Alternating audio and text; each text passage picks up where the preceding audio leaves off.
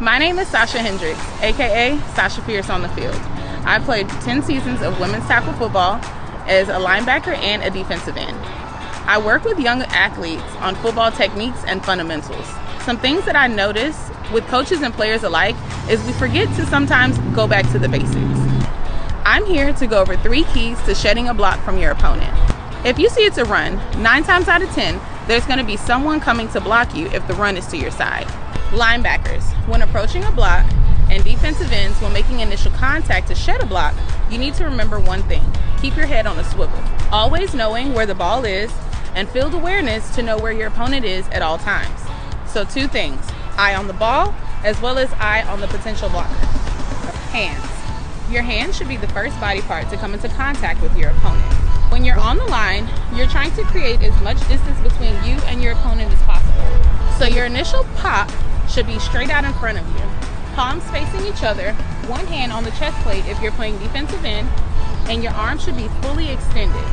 The more room you have between you and your opponent, the better the ability you have to shed the block. From there, a simple pull down, a rip, or a swim, just to get them off of you to attack the ball carrier. As a linebacker, you have more of an advantage. You get to see the backfield and you get to read before you react.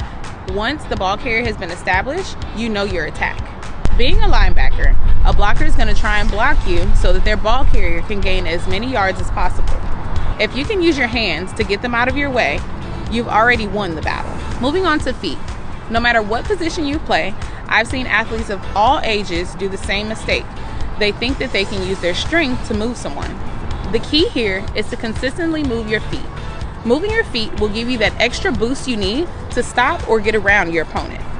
A great at-home drill I like to have my athletes do is get in front of a wall, stand in your football stance, on go, pop your hands at the wall. You want to drive your feet in order to move your opponent down the field. Do this for about 15 to 20 seconds at a time. Your feet will help guide the rest of your body to where it needs to go. Don't be afraid to be that player that stays after practice 15 to 30 minutes to work on your skills. This could be the difference between a good player and an outstanding athlete. Your coaches will thank you for it later.